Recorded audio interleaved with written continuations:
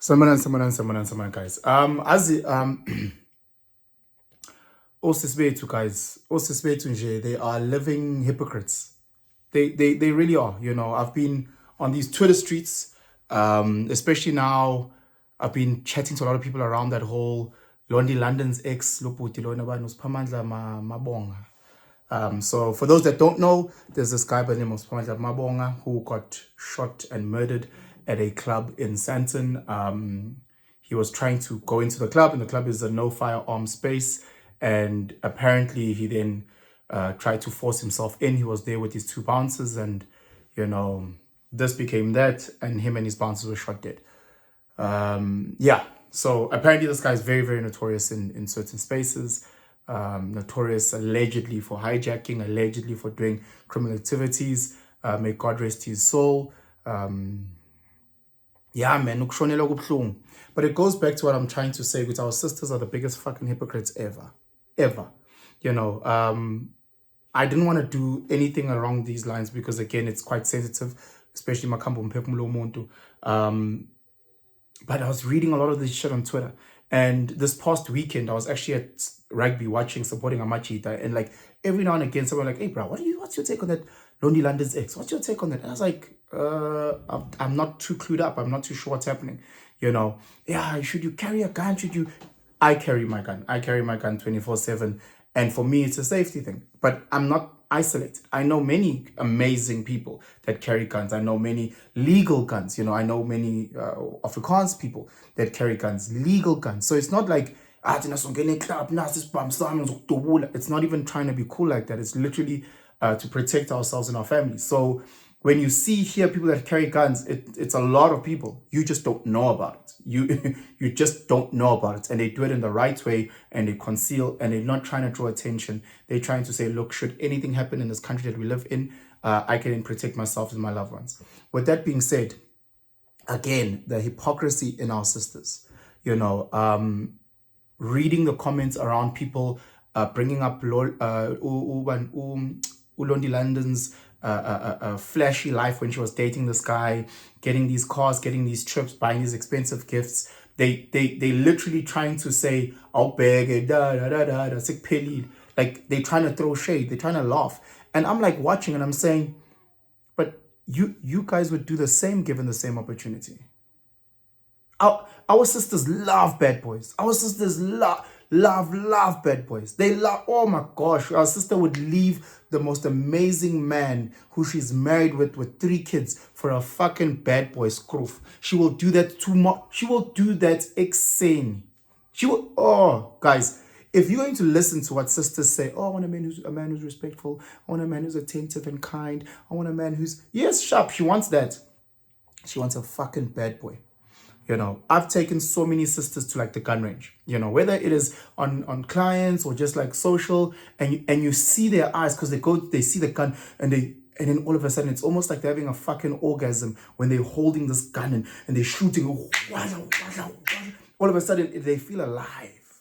They feel alive. So I understand so many sisters that are gravitated to guys like that, to energies like that, to a person who walks around with bodyguards. Sisters will say, I don't want a guy with bodyguards. Oh my God, it's so flat. Until she's sitting in the fucking back of a G-Wagon being driven blue lights. Then she must say something. Until she goes to a restaurant that she's only seen on Instagram, and as she walked in, everybody opens up and they get moved upstairs to the VVIP where they sit and they look down on people like fucking peasants. Where they have those girls that come with bottles she doesn't even know how to pronounce. When she goes into a Louis Vuitton or Diamond Walk and they close the door behind her so that she has her time.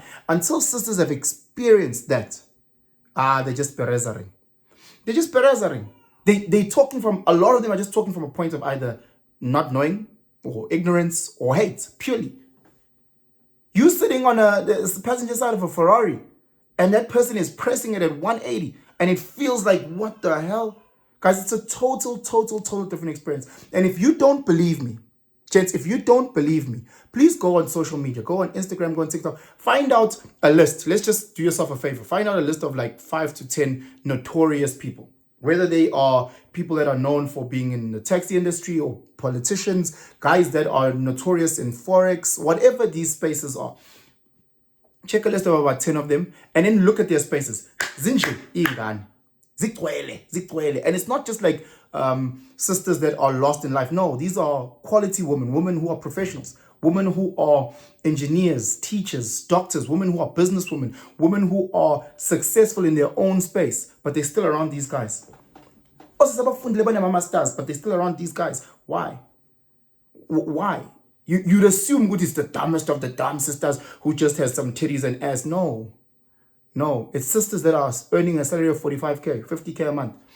But she's still with these guys, these alleged notorious bad boys. She's still there because she's attracted to that energy. That energy of when this man walks into a room, everybody panics. When this man, it's like Mufasa. Say it again. It's that chill. And when she's in that space, she knows. When she's in that space, it's known. There's a lot of these tweets when Londie London was dating this guy. There was some rumors that was said on social media, and then she started sending people to threaten, or whether it's phone calls and us allegedly sending people to threaten or say, hey, don't talk shit about my man. So then she felt the power of being with this guy. It's almost like if your dad is like and you like in grade 2 and you're like type of energy. It's attractive. It's like almost at school if everybody's dad is coming there with the tires and your dad is fucking driving a fucking monster, Maserati. You feel as you come out, you feel a type of way. It gives you that superiority complex. It gives you something that you just don't have. If you're a sister and you have never experienced what I'm talking about, with a guy who commands respect, with a guy who commands fear, with a guy who can literally buy your whole life now, a guy that doesn't have to save and plan. A guy's like, oh, I'll take leave. Fine. You go there for a week, you come back. You went there with nothing, just the clothes that you're on. Louis Vuitton, now you tripped out. If you've never experienced that, sisters will never ask, hey, sorry, what do you do? Because the guy will be, logistics. And then she'll shut up, knowing full well that he's not. All these guns sitting here around the house, she'll get excited. Guys, I've seen this time and time again.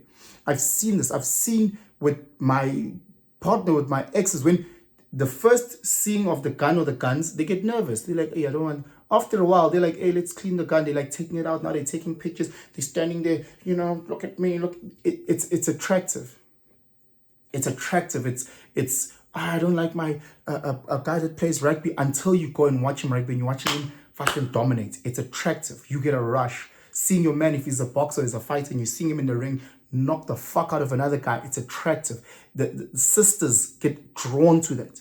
They can say whatever the fuck they want to say on social media, but they get drawn to that. There's a rush. And Jobanje, now look what they say, there'll be other guys coming in. And those guys will attract sisters time and time again. And those sisters will say on the one side, I don't want a guy like this. On the other side, they will be there.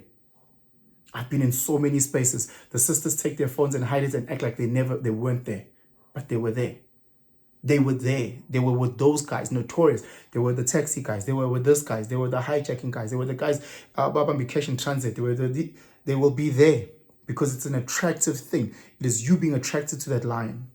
A person who can get whatever the fuck he wants to get at any means necessary. That's an attractive feature. That's an attractive feature, and it's a feature that you wish one day you can impart on your sons. And your sons can be Simba, and as they walk in, everybody panics. And you as the queen, you stand back and you go, yeah. It's an attractive thing, Machita. And if you can't work on yourself and have elements of that, you're going to miss it. You're going to be that nice guy who works that desk job, and he has it until your wife one day says, look, I've got a work trip.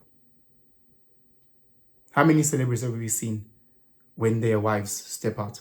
They fly to Dubai with another guy. Chita, grand, but his wife is gone. Why? We see this, guys. Anyway, let me know in the comments below. RIP to all those who lost their lives. Condolences to your families, to your loved ones. Man, let's do better. Let's do better. Let's literally use weapons such as guns to protect ourselves and our loved ones. Let's not be clumsy. Let's not try to be heroes. Also, please do better. Ngempela bosisibethu ngiyacela guys. And nizihloniphe nabantu abanithandayo. Anyway, comment, share this video far and wide. Please hit that like and notification button. Press that subscribe and have yourselves a fantastic day. I'm out, guys.